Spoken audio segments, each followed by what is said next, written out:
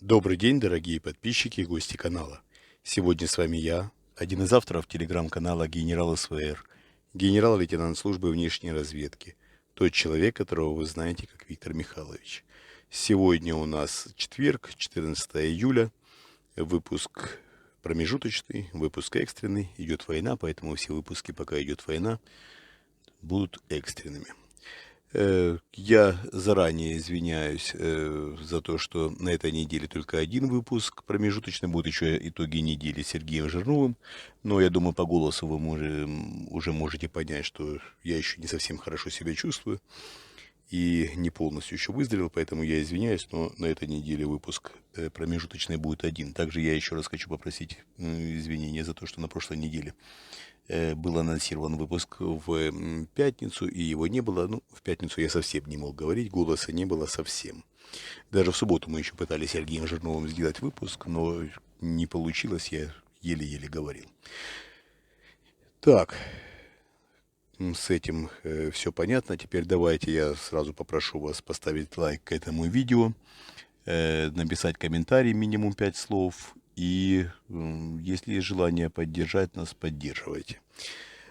Теперь ближе к темам, которые у нас происходят и будут происходить на этой неделе. Мы рассказали о том, что у президента России Владимира Путина на 15 число есть некоторые планы. Есть некоторые планы, и по своему обычаю, да, когда президент хочет принять какое-то решение важное для него, для того, чтобы не было манипуляций, он дает задание подготовить разные варианты решений, не только основного решения, которое он готовит, но и другие на всякий случай. И к моменту принятия решения, это обычно за час, за два, иногда за полчаса, до того, как это станет известно, он принимает окончательное решение, ставит в известность несколько человек ключевых, от которых зависит реализация этого решения в будущем. И таким образом он считает, что не дает возможности собой манипулировать. Но это не совсем так. Есть возможность, если знаешь, по крайней мере, несколько комбинаций его решений, можно обнародовать одно или несколько из этих решений для того, чтобы заблокировать часть его планов. Можно еще некоторые вещи предпринимать, пока не будем распространяться, какие именно, но есть возможности, есть возможности. Я думаю, что и сам президент России, в принципе, в курсе некоторых видов манипуляций, но ничего с этим поделать не может, потому что иначе вообще нет возможности функционировать и принимать решения, по крайней мере, в той парадигме, в которой он привык. Итак, одно из ключевых решений, которое готовил президент России, еще раз подчеркиваю, готовил президент России Владимир Путин на 15 число, это подписание союзного договора, который уже, по сути, на сегодняшний день подписан. Союзный договор между тремя государствами, между Россией, Украиной и Республикой Беларусь. Мы уже говорили о том, что Путин собирается признать Украиной аннексированные территории и сделать там своим марионеточным президентом Януковича, фактически восстановив его в президентстве и признав после этого нелегитимным нынешнее правительство Украины, руководство, извиняюсь, Украины, и даже премьер-министром сделать Николая Азарова. И там планы, конечно, грандиозные, но суть не в этом. Суть в том, что в планах у президента России подписать союзный договор, воссоздав таким образом некое подобие Советского Союза, союз трех славянских государств, к которому в дальнейших планах присоединить еще несколько бывших республик Советского Союза. Ну, планы грандиозные, решать их надо в обозримой перспективе, потому как состояние здоровья не позволяет делать такие прогнозы на далекое будущее. И Путин торопится. Еще раз подчеркиваю, договор подписали, Янукович подписал договор, не глядя, ему привезли несколько вариантов, он подписал все с открытой датой. заставили подписать Лукашенко во время последнего визита в Россию. Также этот договор. Мы рассказывали о том, что Лукашенко в какой-то момент сломался. Тогда мы не рассказывали, когда рассказывали о сломе позиции Лукашенко, мы не рассказывали о том, что был подписан договор. Мы посчитали нужным взять паузу и посмотреть, что собирается делать с этим документом президент России Владимир Путин. Когда речь зашла о внеочередном заседании Государственной Думы 15 июля, мы более детально вникли в то, что собирается делать президент, и мы ясно на сегодняшний день понимаем, что один из планов как раз этот договор в Думу дать для ратификации. Отправить в Думу для ратификации. Фактически в 15 числа с утра должен был выступить президент с Лукашенко и с Януковичем, Путин должен был выступить, и фактически объявить о создании государства. На сегодняшний день, как минимум, то, что мы обнародовали эти планы, уже повлияло на позиции президента России Владимира Путина, и сыграла тоже немаловажную роль позиция Лукашенко. Лукашенко категорически не хочет ввязываться в новое союзное государство. Демарш Лукашенко пугает Путина больше, чем перспектива сломать Лукашенко. В дальнейшем, я имею в виду, заставив его пойти опять на какие-то шаги. Ну, смотрите, что может быть. Да? Лукашенко может просто не явиться в Москву и не объявлять вместе с Путиным, а сыграть в дурачка, да, сказать, что я ничего не подписывал, не занимайтесь ерундой. Будет серьезнейший удар по репутации Владимира Путина, вообще по его имиджу. Владимира Путина вообще воспримут как полного идиота, несет какую-то чушь вместе с Януковичем, да, про какой-то договор, а Лукашенко говорит, что никогда ничего не подписывал, полная чушь.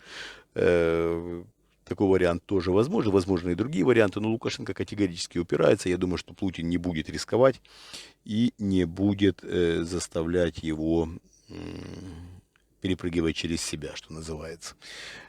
Поэтому на завтрашний день заготовлено еще несколько сценариев. Один из сценариев, мы тоже рассказывали об этом уже у нас в материале на этой неделе в телеграм-канале «Генерал СВР». Ротация в блоке правительства, ротация в губернаторском корпусе.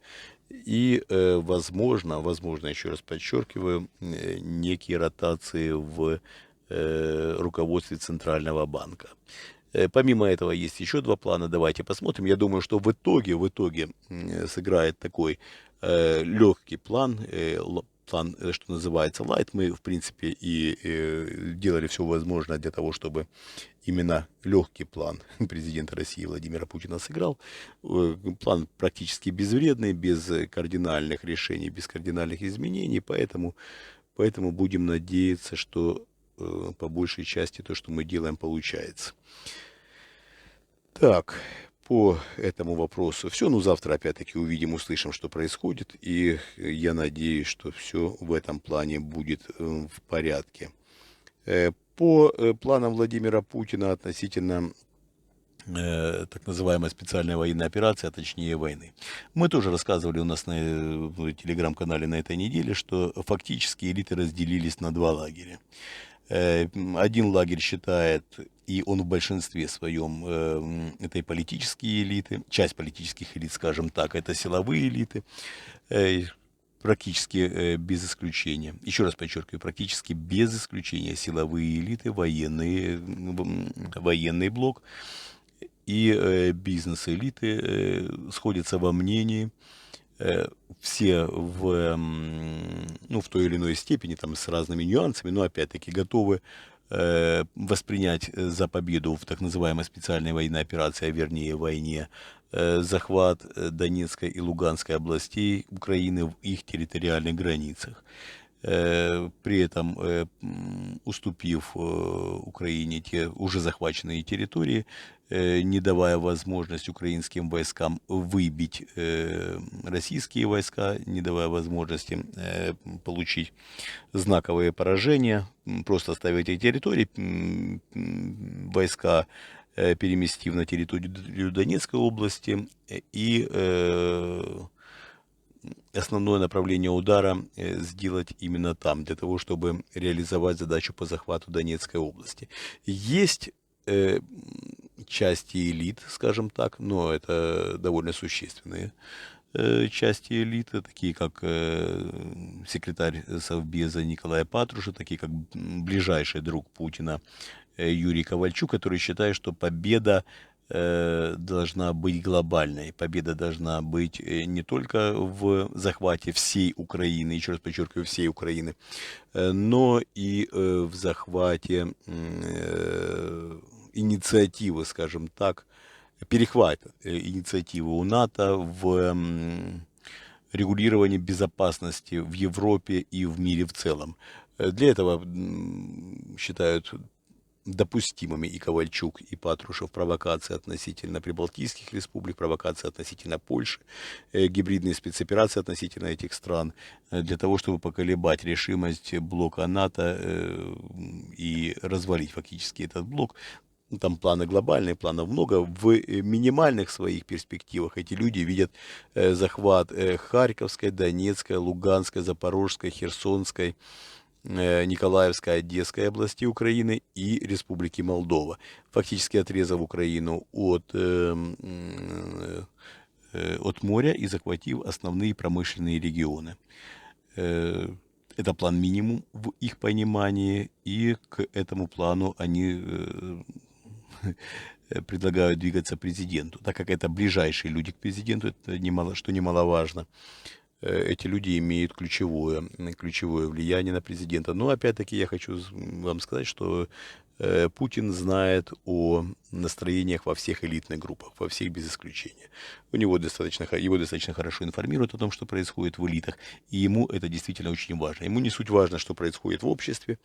На сегодняшний день понятно, что революции, по крайней мере Путину понятно, что революции не предвидится, гражданское общество раздавлено, протесты практически исключены, по крайней мере, по мнению президента России Владимира Путина.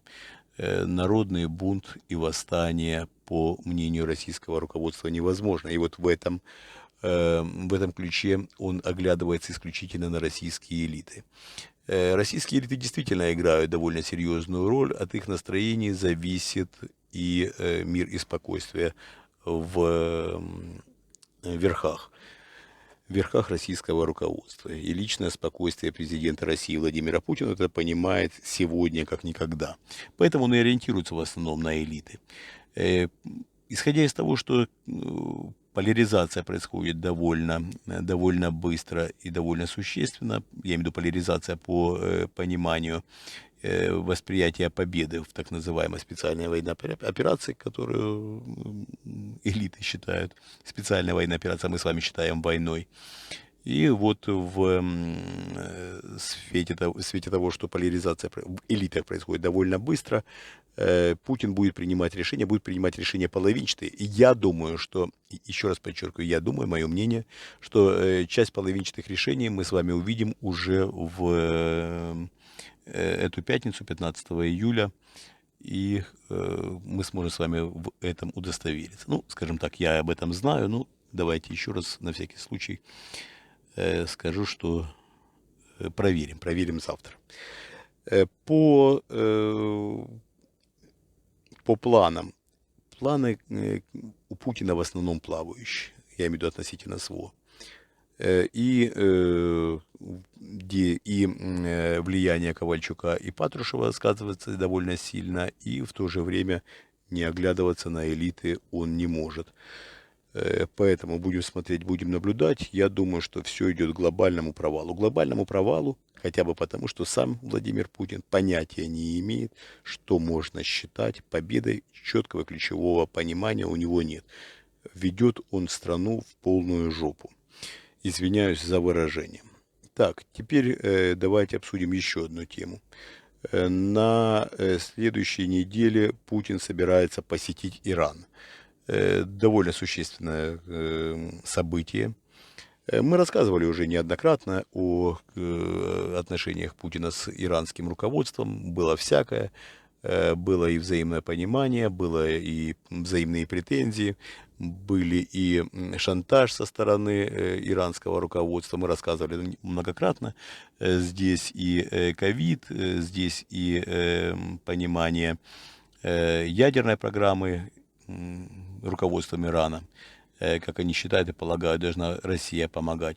Но надо понимать и то, что президент России Владимир Путин фактически лоббировал разрыв ядерной сделки Трампом, разрыв ядерной сделки с Ираном со стороны Трампа. Это было прямое лоббирование президента России Владимира Путина. Надо об этом не забывать. Сейчас Путин категорически настроен не дать возможности сблизиться в позициях иранскому и американскому руководству, не дать возможность прийти к какому-то консенсусу, не дать возможности к заключению новой ядерной сделки. Будут применять разные методы Владимир Путин, но в принципе, я думаю, что в этом плане к успеху он довольно близок. Строят атомную электростанцию Бушер-2 за свои деньги Россия, за ваши деньги, уважаемые российские налогоплательщики. Ни копейки не платит Иран российскому руководству, ссылаясь на неустойку по некоторым позициям. Мы об этом уже рассказывали неоднократно, я думаю, не имеет смысла повторять. Большинство из наших уважаемых зрителей и слушателей прекрасно знают, о чем я говорю. И российское руководство исправно утерши слюни и сопли платит работой, платит стройматериалами, платит оборудованием, платит очень многим в обслуживании иранского руководства, в том числе в помощи в ядерной программе Ирана. Ну, там еще есть нюансы, не хочу сейчас углубляться, потому что на сегодняшний день эту информацию пока не стоит делать общедоступной. В Иране также ожидает Владимира Путина встреча с Эрдоганом. Отношения Путина с Эрдоганом довольно загадочно, если посмотреть со стороны президента России Владимира Путина. Что касается Эрдогана, все понятно, он отстаивает свои интересы своей страны, лавирует, делает то, что считает нужным, то, что считает правильным. Путин, как чистейший мазохист, равно как и в отношениях с Лукашенко, питает какие-то иллюзии, какие-то надежды на Эрдогана возлагая, считает Эрдогана и называет его в своем окружении союзником, чем вызывает глубокое удивление в своем окружении. Но, видимо, Путин что-то там себе решил, что-то знает в этом плане. То, что знает, опять-таки, исключительно сам Путин. Эрдоган не является на сегодняшний день союзником России, в этом нет никаких сомнений. Эрдоган действует в парадигме своих интересов. И еще раз повторю то, что мы писали у нас в телеграм-канале «Генерал СВР». Основными бенефициарами распада России и странами, которые лоббируют распад России, являются Турция, Китай и Республика Беларусь. Нет никаких сомнений, что именно эти три страны, а не Запад, объединенный Запад, то, что мы называем, да и понимаем, как Евросоюз, США, Канада, еще ряд стран, совсем не они будут бенефициарами, если вдруг придет к тому, что Россия станет на грани распада. Подтолкнут туда Россию именно Китай, Турция, Республика Беларусь. Запад просто в шоке от возможности распада России. Представьте, с таким ядерным потенциалом распад России, это значит, что конец любым фантазиям, даже фантазиям о спокойствии во всем мире. Кто будет после распада России, если таковой случится, чисто теоретически, обладать ядерным потенциалом российским?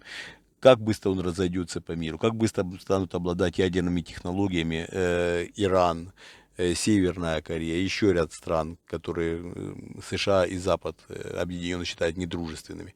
Это только лишь вопрос времени, вопрос предположений, и это будет действительно хаос. Поэтому Запад категорически настроен на то, чтобы сохранить целостность России. Китай, Турция, и, как ни парадоксально, Республика Беларусь, даже не сама Республика Беларусь, а Лукашенко, будут теми субъектами, которые будут подталкивать Россию именно к распаду, и станут бенефициарами распада, если это случится. Давайте еще немножко к теме политзаключенных. В последнее время просто печально смотреть на ситуацию в России. Политзаключенных огромное количество, просто огромное. На днях арестовали Илью Яшина, одного из последних оппозиционных политиков. Наши уважаемые зрители и слушатели, которые за нами наблюдают, вместе с нами находятся на протяжении многих лет. Ну, многих я преувеличу, да, мы пока что около 2 лет в эфире.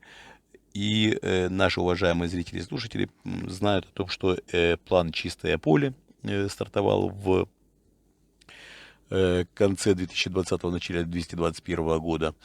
2021, извините, 2021 года, я уже оговариваюсь, вы меня простите.